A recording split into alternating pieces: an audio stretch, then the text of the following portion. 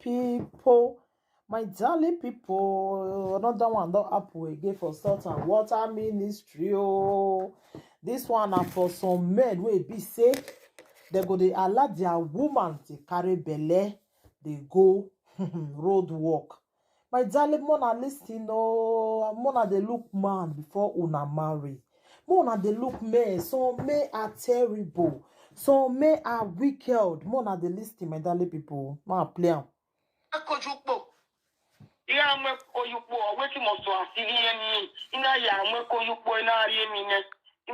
He say he carry belle, pregnancy, they go road walk. He say the man say he must pay am money. So in they go carry belle, they go road walk. Ọmọ na mo wan October ya gba 5 years. Ọmọ admin at the school. Social years dey on me. O wa ni are na is 5 years. Ye. E ma change me. Me ni we ya. Me ni we ya popore. Ya de ni wele le ya ti. E ma we ya mi dan. Ya ye mu iye. Yi na de la ti ya go wa. E be ri go gin ya do se pe ya le ti we so wa webo. Ọtí ìbíyànà lọ sí ìyẹn òbí ẹ̀ ìbíyànà máa wọ́n ẹ̀ láti gbọ́ sẹ́mi màá ló wà ẹ̀ wẹ̀rù dẹ́wẹ́ bọ́ màá wọ́n ẹ̀ di àrọ̀ màá wọ́n ẹ̀ kù dẹ́. He say na the woman brother na he born for. They no gree leave her for waste. In dey carry belle. He carry belle go road work till she born pikin. Ọwa. Echukudi. Echukudi we biana. Echukudi biana. Ima wi ya mi ro pa ima mi ni awe ni ya. Ima eri wa re ku for 3 years plus. Ere ku ma ti ere. Ya yo gbale pe mu mi ati ya yo gbale gbe gwa lo re ti emi ni ma wi ya ba won re lele. He said that they use police, they look for her, they go, that they look for her, they go everywhere, you know. Mẹ́rin ní sí ìyẹn ẹgbẹ́. Ìyẹn náà lẹ́lẹ́ ní ìyàgbá òwò ọmọ ẹ̀ ìyẹn náà. Ìyẹn máa bọ́dà. Ìgbàgbọ́ ilé ìjẹ police station. Ìyẹn náà lẹ́yìn ẹgbẹ́ kìkẹ́. Ìwé máa ń rẹ̀. Ìwé ìná yá sábì yẹn ròdọ́ ni ìmá ń rẹ̀. He said she dey always if police, she dey always talk say she no know am. She no know am. Make police no go carry am. Oh wow. But amamu we baye. Amamu we baye eleni ya ha ni ajani ya mu e. Iga aru wa le ko ga ki ya me ina ona we ni e pa na re sta do re. Iye are sta do re. Iya pa we ni total mitisi fo e trauma we ma re je mitisa fi. O we mitisi fo le. Iya na do mo ya da igbe o bi afio around 5. Iya ya bossy man. Jari. Iya ya bossy man wo wa. Iya bossy man ya na no me we di me o ina we ma radio station ina ona je do gun me gba ina ka mi ya we ma o e je. Ge o bi Nigeria me no re. Radio station ina o we. Iya na we mo ki ya we ni le ina we le ni ya. Ina we le ni ya le ni ya wu. He say when police come carry them, he come talk say she no go follow them. She no know them. So that make it not come be like saying that she can't give them to police, you know. Iya na okay. Iya na resign me. Iya ya pa iya design already. Iya bi ati na wo don ti na le don ti bo ne family on ka ne family me. Imori mi ni si I don't know we mo ti e mo o we out. What is wa gu ti e bo me? Wa ri ka me wa gu ri me. Abi me ma le so we out. Ima le so we wa gu ti e bo me. Wa gu ti e bo ne family me. Abu we kan family me o we out. Wọ́n na ti e bo me. I don't want o is kame. Imo to te gbe ma won mo wa. Imo to na break your man. He say one day when they swear for am, and she want cross road. He say motor be one jam in with the pikin. Mutiane we na wa mo koju po. Ve bi yan se tie wo ni o a village a mess. Bi. O gbe mo ko wa supo sete no abie. Imu adani bi ase bi ire latia. O tie me o. Una dey hear? He say he carry belle go road till she born. He say even when she born pikin, she just born pikin, never take.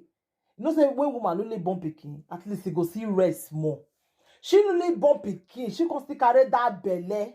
If that as he born pikin now, that bekus wey be say never close.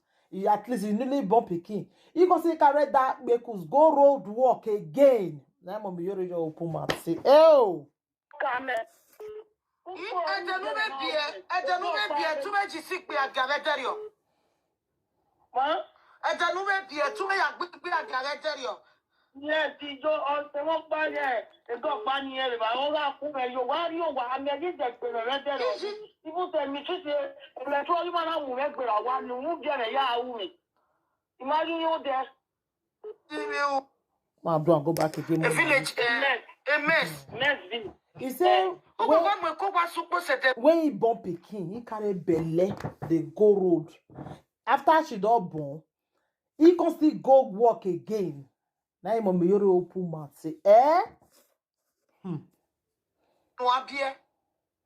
Imwe de ni dia se ti ile latia. O ti me o ka me. Edanu me bie, tu me dis si que a gareterio. On tient bonne famille, on calme famille. Imagine ni si.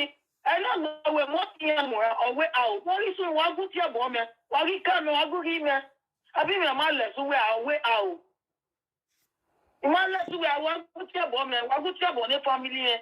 I will work on a family or way out. One out here for marriage. I don't want I just come. You want to take me my one more. You want to not breaking your man. I go and go back more na listen way. Mutiane, when I want to koju po. Very you say tie woni o a village a mess. Next be. O go gwa ko kwa supo sete no abie. Imwe de ni dia se ti ile latia. O ti me o ka me. Edanu me bie, tu me dis si que a gareterio. Ma? Edanu me bie, tu me ya gbe a gareterio. Mommy yori dey ask her now say, so when you born pikin, you see even go work again, go do igbeagia. She say yes. He say that his friends can't even the driver. Say make she go ask. Rain beat her that day. Woman when newly born pikin. Some people are wicked. Some people are wicked. Yes, ijo on se won pa ye. E go pa ni e ba won ga ku me yo wa ri o wa me ji de pe me de ro. Ibu se mi tu se le to ri ma na mu me gbe ra wa nu mu je re ya wu mi. Imagine you there. People they wicked. Kugwa ke ko ni yen, ebo ma bede we gun ama ni ana mu we. Iya dele ne jaka yi mu bu e. Ijo. Where ya go with moto e o ta with moto ni. Ya wi moto ime tuore e ti ata tuore. U tuore wi moto. Oh, e kwe na mo su na wa mu eyi gbe agia.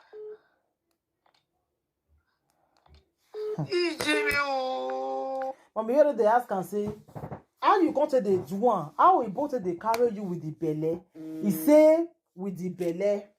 He say with the belle. He say go come use the jacket take cover her belle. Make Oyibo not see and say she get belle. He said, and so you come the do one till 9 months. Somebody carry belle. 1 month, 2 months, till 9 months. People are wicked, sha. People are really wicked for this life. That is why you say sometimes they to go church go they tire me. Because these people when they do this kind of thing and they go church pass. They go church, they kabash, they pray today. You go say the everyone come down so. But now then they do bad pass. Why?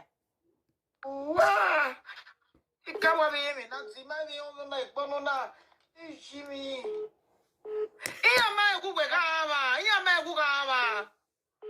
Oh, Egeni Yabe, a quick 5 months in Mure because Egeni Yase, you can marry him, because you are more bomeyo, you marry him, we got a super job, a woman, and now we are here, hammer in EPA. No, because if they come up. He say before she come, she don't know say she get belle. So my darling people, the thing too long, I not go play all the video. So he say, don't be say they don't know. Yeah, she don't know say she get belle, she know. You understand? So she just decided to carry the pikin come Europe, you know. So my darling people, anything you want to think about the video, more than leave on a comment for the comment section. People are really wicked. Please share this video. Let the video go viral. Thank you everybody. Take care. Bye.